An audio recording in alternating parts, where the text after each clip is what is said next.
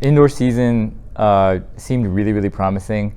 We were on the cusp of hitting that 4x4 mark. They ended up being All-Americans outdoors, but we had a really unlucky break where we knocked out the standard by like 3 seconds at Texas Tech, and step on the line is going to get you DQ'd, and it did, and that was a really big bummer for us, but they rallied and came back. And the indoor season, we still had 3 guys make it to nationals: Jose Zarate, who's on our coaching staff now, Tredarius Taylor in the 60, and then Ian Lee Hyung in the triple jump. So I think we can build off of that. We're probably going to take, I think a dozen or more at least on the men's side to the national meet this year. But outdoors, it went really well. We showed out at Texas Relays, which is like our biggest opportunity to race really great competition.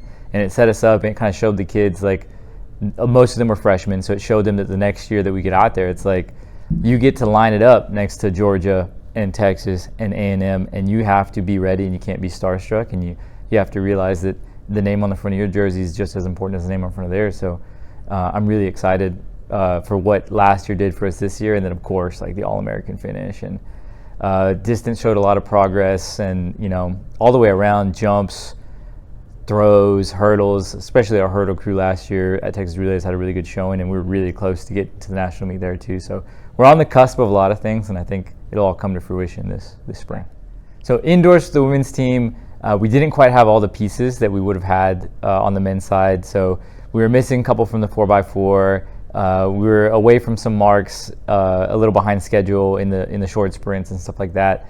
But we saw a lot of progress. So like indoors was kind of just like really great tune-up for getting us ready to come to outdoors. And then as soon as we got there, women's 4x1, bam, hits the national standard. And we never really got in the 4x4, but we were, again, this is the second year of being like fractions of a second away. So we went out and made sure that we got some freshman pieces to make sure that we could never be on the outside looking in again in that 4x4. And I think we strengthened our 4x1 as well. And then it's just good to watch the progress in the event groups that didn't quite make it, or weren't just a hair away from making it in the distance events and the jumps events, but watching their progress and steadily knowing that like we were approaching to where it's like any given day we could have a whole crew of kids just qualify for the national meet. And then outdoors, again, Texas Relays didn't go as well as the men's did, but it still was very good. And I have to consider the youth of the group and say that experience was crucial. And I do think that like their performances throughout the rest of the year were amazing, and I think it's gonna come together a little bit more this year, and I'm just really excited. Like, it's such a good group. Pittsburgh State's always exciting, so that's like our furthest travel meet. The kids get really jacked up for it, and that'd be in Pittsburgh, Kansas. That's December 9th, so that's exciting. First semester, we're still off our first block of training. This year, we're crossing our fingers that we get into Texas A&M early January. That'll be our first meet on the other side of the break. And we're hoping that we can do a lot of good things there and get to see the new track there, world-class facility. So they let us into a couple meets before, so we're kind of crossing our fingers that it'll go again. Texas Tech after that. Take a smaller crew out to Texas Tech, but we love going out there. The staff over there likes us, so we've kind of like proven a few things, and we're happy to get out there and show off. And then last one before we go to nationals would be University of Houston. That's like a place where we're a very familiar face, so it's nice getting up there. It's only a day trip. Houston's a really good vibe for us as well. And then going out to South Dakota, of course, the national meet, hopefully taking a whole army full of kids. But that's kind of what indoor schedule looks like. Outdoor, we open up UTSA. Then we'll go to Rice for the distance athletes, and we'll find a different meet for the sprinters. Then we'll go to Texas Relays. Following Texas Relays, we'll be in town for UIW, so they'll be first weekend of April. Then we'll have our conference meet, so we're going to ship out to New Orleans. And hopefully we can get one more meet at Rice before as our last like tune-up as we go into nationals, which is late May. I expect the men to repeat. I know that some of the other teams have new pieces, and we're all coaches, we're all in contact, and kind of let me know some they keep a secret. But I do believe that we've bolstered what we have in every event group, and then we've also bolstered our coaching staff, whether that meant like adding new people, which we have, Tamaj Jordan, Henry Spillers, and Jose Zarate, but also like letting some other coaches specialize, like Coach Matthews being able to kind of cut down his total workload and being able to really key in on a couple events. It's going to be huge, and like the kids will see the benefit of that as they're able to get more specific work in. So, my expectations outside of the conference meet for the men is on nationals. And I really do think like that's where our eyes should be, because I do think there's a chance for a podium finish. We have all the pieces. There's the tools there. We as a staff just need to put together the right plan, and I think it's going to happen. Xavier almost always is going to be really great competition for us. HT added a couple pieces that I knew, because I was on the recruiting show after them as well, so I know they're bringing in some quality. But generally, Xavier is going to be the most diverse team that can go from every event group and kind of give us a run. So although HT I'd say is a dark horse, Xavier is definitely the one that we have our eyes on the closest.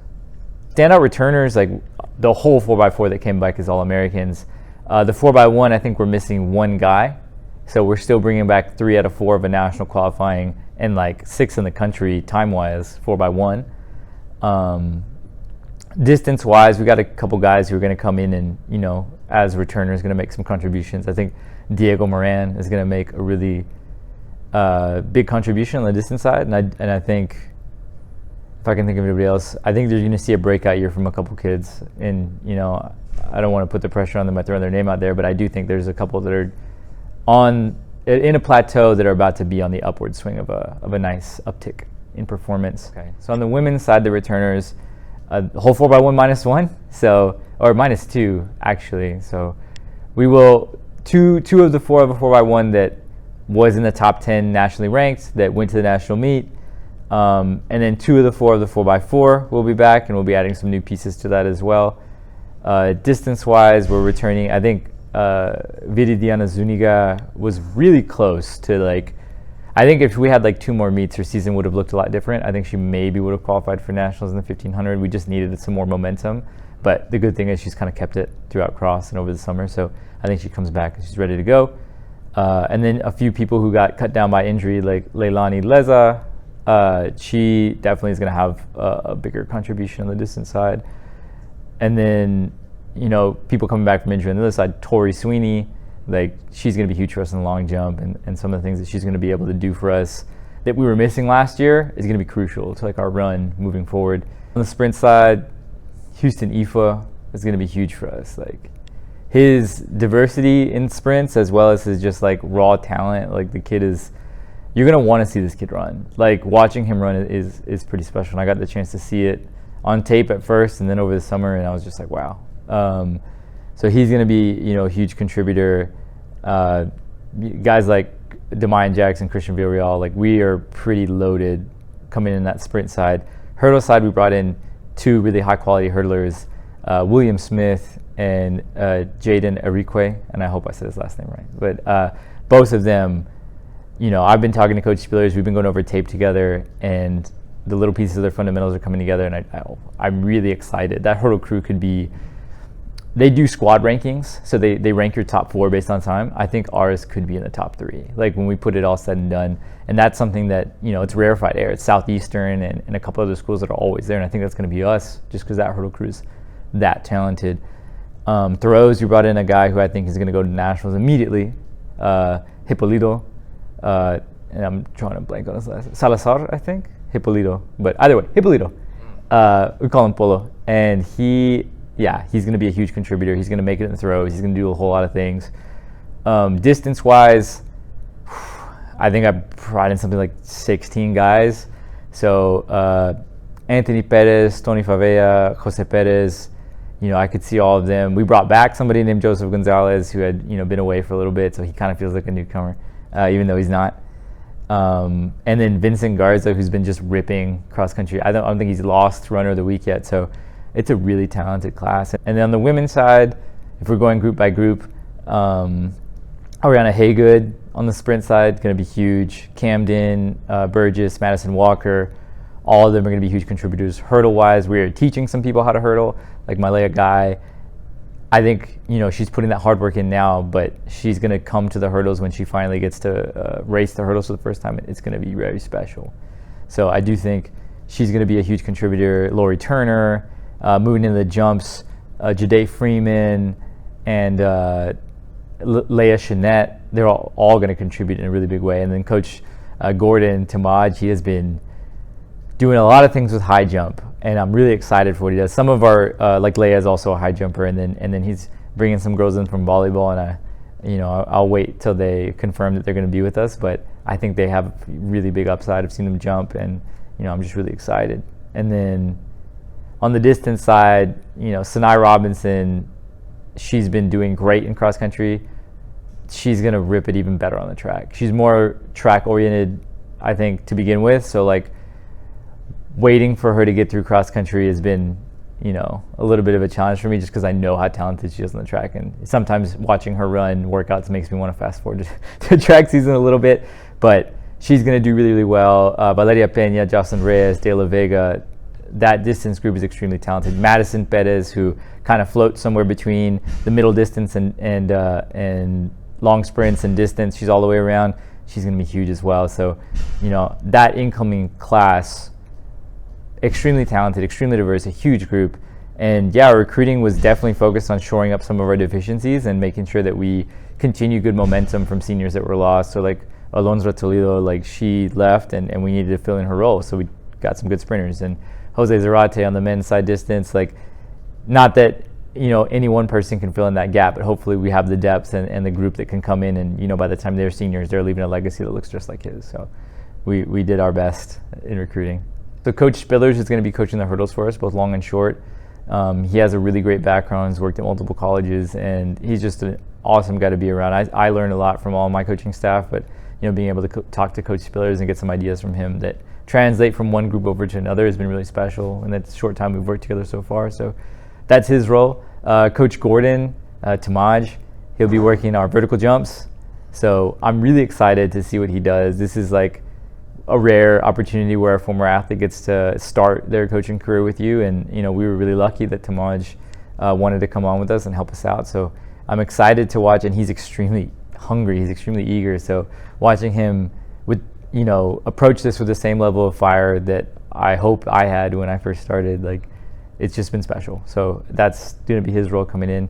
Coach Jose Zarate, he's going to be helping me out on the distance side.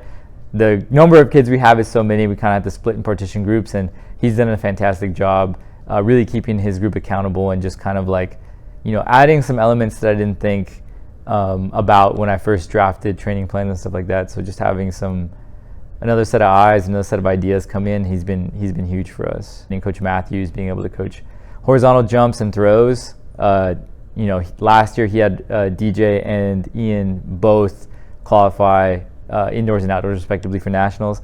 I think he can probably get 4 guys, not including the girls. It could potentially be another 4. And then, he's taking over for throws as well. So like Hippolito is going to be under his tutelage, and I do think his group is going to contribute in a huge way to what we're doing. And then Brett Charlton, the guy who is swept both relays, or took them both to nationals, what I mean. I think he's going to do it again. I think he's going to have a contributing factor even in the 4x4, even though 3 of the kids come from the middle distance side. I still think he's going to be able to find that other leg, and then on the women's side, that 4x4 is almost all him. So he's a big reason why we have a lot of these relays get to where they need to be. So I'm really proud of the staff that we've put together, and even though we've only been working for a couple weeks so far all together, you can see some special things coming from the coaching staff. So I'm extremely excited to have this group to work with. You're going to see some of the most exciting racing ever in the history of this school. I think we broke, I don't know how many records last year, but it was a lot, and we have the potential to break even more this year. I also think if you ever want to be really, really proud of the school you go to in your alma mater, just watch us take down just a bunch of Division I schools. It's just so fun. And we have the chance to do it. So we did it last year. We're going to do it again. It's really a good environment when we get a ton of people out there, that 4x4, that 4x1, and individual races, like just having that home stretch filled with a bunch of blue and with a bunch of people cheering you on. It just does a whole different thing. And, I think them being out there and watching it, if you enjoy competition in general and if you enjoy racing at all, just come out and watch. It's a good time.